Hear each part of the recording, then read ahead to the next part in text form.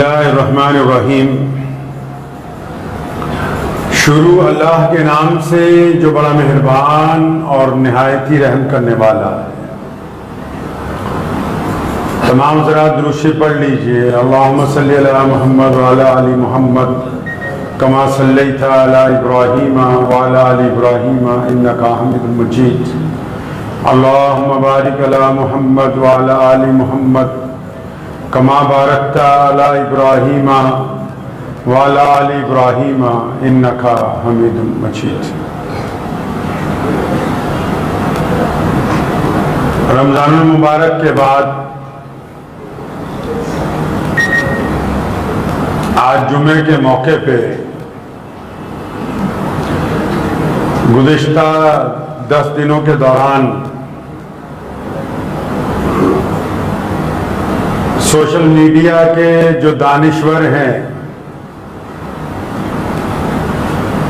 جن کے پاس زیادہ تر علم جو ہے واٹس ایپ اور فیس بک سے ہی آتا ہے، ان کی بہت ساری باتیں جو نہ زمین کے حالات سے میل کھاتی ہیں نہ آسمانی حکم کے ساتھ میل کھاتی ہیں، ان کو پڑھتے ہیں تو بڑی حیرت ہوتی ہے۔ اور اسی طرح دیندار لوگوں میں ایک طبقہ ہے جس نے اپنے چاروں طرف ایک خول بنا رکھا ہے کہ ہم سے بہتر تو دوسری مخلوق کوئی ہے نہیں۔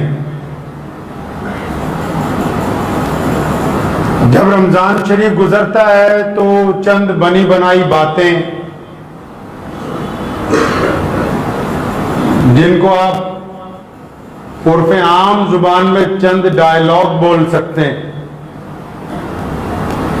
کہ جی رمضان چلا گیا، رمضانی مسلمان نظر نہیں آ رہے، رمضان المبارک گزر گیا، اب وہ پہلے والی رونق وہ باتیں نظر نہیں آ رہی۔ ایسی باتیں زیادہ تر دو طبقے کے لوگ کرتے ہیں۔ پہلے تو سوشل میڈیا کے درمیان اسلام دشمن طاقتیں ہیں جو کہ کوئی ایسا حربہ، کوئی ایسا وقت ضائع نہیں کرنا چاہتی جس میں مسلمانوں کی حوصلہ شکنی کی جائے۔ دوسرا وہ لوگ جو کہ سوشل میڈیا کے بیمار ہیں، یعنی جن کی نگاہ کبھی فیس بک سے، واٹس ایپ سے، انسٹاگرام سے باہر ہی نہیں گئی، جو خود کبھی نماز پڑھنے نہ گئے ہوں، جنہوں نے کبھی رمضان کے روزے پابندی سے نہ رکھے ہوں، ان کے پاس یہ اطلاع پوری ہے کہ رمضان کے بعد وہ بات نہیں رہی۔ لیکن حقیقت اس کے برعکس ہے۔ اگر زمینی سطح پہ ہم آئیں گے تو جو اصلیت ہے وہ اس سے بالکل برعکس ہے۔ ہاں، آپ کو ایسا لگتا ہے کچھ لوگوں کو کہ رمضان کے بعد بہت سارے نمازی مسجدوں میں نظر نہیں آتے۔ وہ نظر اس لیے نہیں آ رہے کیونکہ تقریباً 90% گھومنے نکلے ہوئے ہیں۔ لیکن اگر آپ رمضان المبارک کے بعد زمینی سطح پہ مسلمانوں کے حالات دیکھیں گے، اسلام کے حالات کو اگر آپ دھیان سے دیکھیں گے تو آپ کو یہ حوصلہ افزا بات نکل کے سامنے آئے گی کہ رمضان سے پہلے جو ہماری حالت تھی، اب رمضان کے بعد ہم اس سے بہتر حالت میں۔ پیارے محمد رسول اللہ کی سنت ہے نا کہ جب بھی سوچیں مثبت سوچیں۔ بہت سارے مقرر ایسے ہیں جن کے پاس بنی بنائی باتیں کہ رمضان کے بعد فلاں نظر نہیں آیا، فلاں نظر ہے، رمضان گزرا ہے۔ رمضان جانے کے بعد آپ اگر اب زمینی سطح پر مسلمانوں کی مسجدوں کو دیکھو گے تو بڈھوں سے زیادہ نوجوان نماز کے عادی بن چکے ہیں۔ ہر ایک مسجد کو نئے نمازیوں کی کھیپ مل گئی ہے۔ ہر ایک مسجد میں نئے نمازی موجود ہیں جو رمضان سے پہلے نہیں تھے، جن میں کم عمر بچے بھی ہیں، نوجوان بھی ہیں، ادھیر عمر بھی ہیں، جن کو رمضان میں پابند کیا گیا نماز کا، اب وہ رمضان کے بعد ان کے اندر ایک فکر ہے، ایک جذبہ ہے کہ ہماری نماز قضا نہیں ہونی چاہیے، تو رمضان گزرنے کے بعد مساجد میں نئے نمازیوں کی، پکے نمازیوں کی اب کھیپ موجود ہے جو پچھلے سال سے زیادہ ہے۔ آپ اس بات کو اگر اپنی آنکھوں سے دیکھیں گے تو محسوس کریں گے کہ واقعی اگر ہم اس کو مثبت نظریے سے دیکھیں تو نمازیوں کی تعداد جو مستقل نمازی ہیں وہ رمضان کے بعد اب زیادہ ہو گئی۔ رمضان کے بعد اگر آپ مسلمانوں کے بڑے مدرسوں میں دیکھیں گے تو ایک دو نہیں، لاکھوں طالب علم دنیا نے جو روکنا چاہا مدارس سے، دینی تعلیم سے، رمضان نے وہ انقلاب برپا کیا کہ آپ رمضان میں وہ تمام بچے تیاریاں کرتے رہے، اور اب اگر آپ رمضان کے بعد دیکھیں گے تو آدھے سے زیادہ نے عید بھی اپنے گھر پر نہیں منائی، ایک دو نہیں، لاکھوں طلبہ اس وقت اسلامی مدارس کے دروازوں کے اوپر اپنا داخلہ لینے کے لیے کھڑے۔ یہ رمضان نے ان کے اندر انقلاب برپا کیا ہے کہ وہ اسلامی تعلیم کے لیے بیدار ہو۔ مکھی ہوتی ہے نا، وہ سارا جسم اچھا چھوڑ کے زخم پہ بیٹھتی ہے، اسی طرح جو مکھی قسم کے مبلغ ہوتے ہیں ان کو رمضان کے بعد مسلمانوں کی خرابیاں نظر آتی ہے، رمضان کے بعد جو انقلاب برپا ہوتا ہے وہ نظر نہیں آ رہا ہے، کیونکہ مثبت بات کرنے کے لیے دل کے اندر نورانیت، استقامت، اللہ تبارک و تعالیٰ سے مدد کی طلب ضروری ہے۔ بدنام کرنا تو کوئی کمال کی بات نہیں ہے، معاشرے کی ان اچھائیوں کو نکال کے سامنے لانا کہ یہ دیکھو یہ بہترین لوگ رمضان المبارک کے بعد اب تیار ہیں۔ کیا یہ بہترین بات نہیں کہ آج سے 30-40 سال پہلے رمضان کے بعد جب نمازیں ہوتی تھی 4 نمازی، 5 نمازی، 10 نمازی، اب رمضان کے بعد جب نماز ہوتی ہے مسجدوں میں 8-8، 10-10 صفحے ہیں، تو کیا ہم پیش رفت آگے کر رہے ہیں کہ پیچھے جا رہے ہیں؟ یقیناً ہم آگے جا رہے ہیں۔ وہ لوگ اسلام میں رہ کے، مسلمانوں میں رہ کے لوگوں کا حوصلہ پست کرنا چاہتے ہیں جو یہ سمجھتے ہیں کہ رمضان کے بعد مسلمانوں کے پاس وہ بات نہیں ہے۔ اللہ کے بندے، رمضان نے اپنی برکتیں، اپنی استقامت، اپنی نورانیت اور اپنا فیض مسلمانوں کے اندر داخل کر دیا ہے، تبھی تو رمضان المبارک کے بعد مساجد کے اندر جو ہے وہ پکے نمازی جو نظر آ رہے ہیں۔ آپ اگر چاہتے ہیں کہ نبی علیہ السلام کی سنت کے مطابق سوچا جائے تو نبی علیہ السلام چاہتے ہیں کہ ایمان والا جب بات کرے، جب سوچے تو رائے قائم کرے تو مثبت رائے قائم کرے۔ ہم ان گفتگو کو مثبت انداز سے ڈھونڈ کے لا رہے کہ مسجدوں میں ہوا کیا۔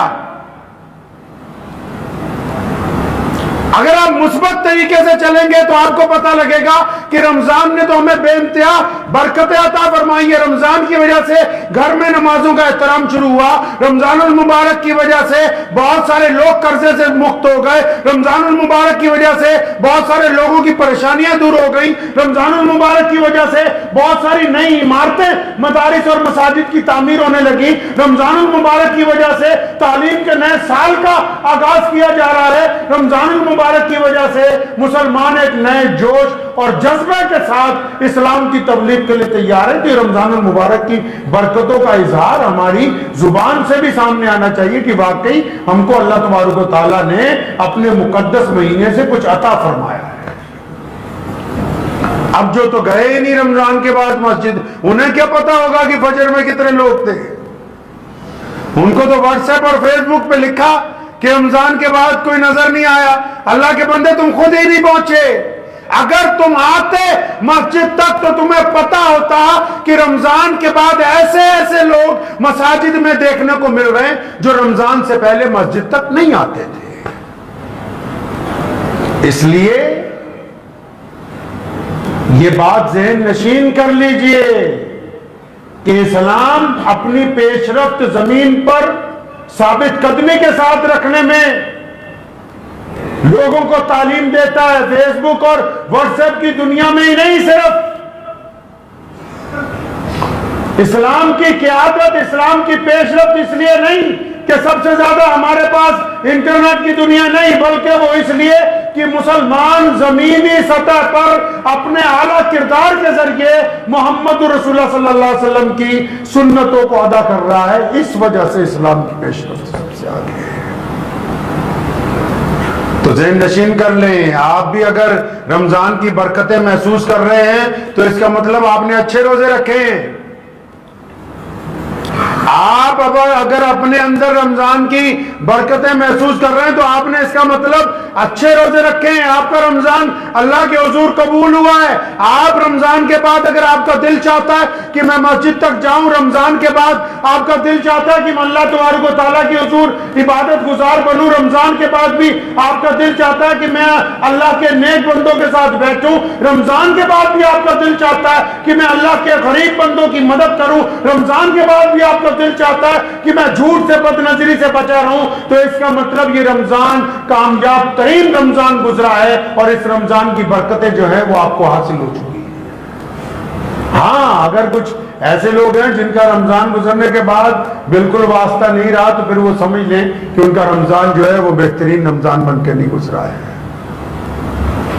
تو اس لیے اس بات کو ذہن نشین کر لیں، مثبت رائے عمل رکھیے۔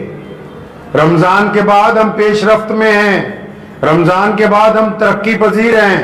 رمضان کے بعد ہم آگے بڑھے ہیں، رمضان کے بعد مساجد ترقی پذیر ہیں، مدارس ترقی پذیر ہیں۔ تو اس گفتگو کو یہ جو روایت بنا لی کہ جی ہر سال رمضان کے بعد یہ ہو گیا وہ ہو گیا، آنکھیں کھول کے ان کے آگے سے نفرت کا پردہ ہٹا کے، تنقید کا پردہ ہٹا کے، مثبت نظریے سے جب آپ اپنی قوم کو، اپنی مساجد کو، مدارس کو دیکھیں گے تب آپ کو رمضان کی برکتوں کا احساس شوال کے اندر بھی محسوس ہوگا انشاءاللہ۔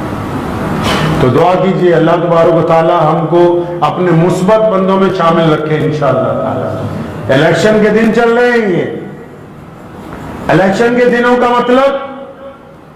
قرآن پاک میں بھی ذکر ہے، حدیث میں بھی ذکر ہے کہ جب تم سے گواہی مانگی جائے تو اچھی گواہی، صحیح گواہی، سچی گواہی دیں۔ الیکشن کے متعلق جو گفتگو آپ سے کر رہے ہیں وہ یہ نہیں کہ کس جماعت کو ووٹ دیں، کس کو نہیں دیں۔ پہلا مسئلہ تو یہ ہے کہ جو بھی لوگ اس ملک میں رہتے ہیں، چاہے ان کا مذہب کوئی بھی ہے، رنگ کوئی بھی ہے، نسل کوئی بھی ہے، جب کبھی الیکشن آتا ہے تو بہت سارے لوگ سمجھتے ہیں پکنک منانے جائیں، بہت سارے لوگ سمجھتے ہیں ادھر ادھر گھومنے چلے جائیں، اور بہت سارے لوگ سمجھتے ہیں کہ مذہب کے نام پر ووٹ دیں، بہت سارے لوگ سمجھتے ہیں کہ ہماری برادری کا آدمی کھڑا ہوگا اس کو ووٹ دیں گے، بہت سارے لوگ سمجھتے ہیں کہ ہم اپنے نظریے سے۔ تو اس بات کو ذہن نشین کر لیجئے کہ جب آپ سے گواہی مانگی جائے، یہ ووٹنگ جو ہے گواہی آپ سے پوچھ رہا ہے آپ کا دیش کی، بتاؤ کس کو آگے لے کے آنا ہے، تو آپ اپنے سچے دل کے ساتھ، نیک نیتی کے ساتھ ووٹ ڈالنے کے لیے جائیے، کیونکہ اس کو ووٹ کو ڈال کے اچھے لوگوں کو قیادت کے لیے پسند کرنا یہ بھی اسلامی تعلیمات کا حصہ ہے۔ پیارے پیغمبر محمد رسول اللہ صلی اللہ تعالی علیہ وسلم نے تعلیم دی ہے کہ اقتدار میں اعلیٰ کردار تمام اصحاب جو رضی اللہ تعالی اجمعین گزرے ہیں ان کا بھی یہی حکم ہے کہ اقتدار میں اعلیٰ اخلاق، اعلیٰ کردار،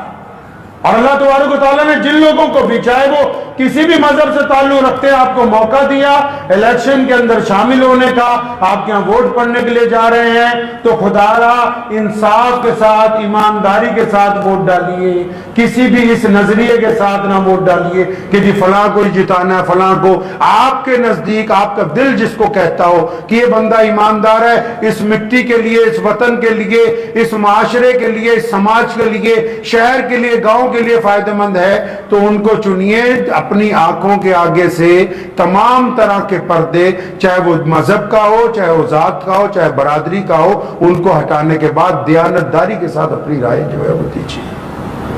دعا کیجئے کہ اللہ تبارک و تعالی ان باتوں کے اوپر مجھے بھی اور آپ سب کو بھی عمل کرنے کی توفیق عطا فرمائے۔ وآخر دعوانا ان الحمدللہ رب العالمین۔ مجھے امید ہے کہ آپ کو یہ ویڈیو پسند آئی ہوگی۔ اگر پسند آئی ہو تو یہ آپ اپنے دوستوں کے ساتھ شیئر کریں اور اس چینل کو سبسکرائب ضرور کریں۔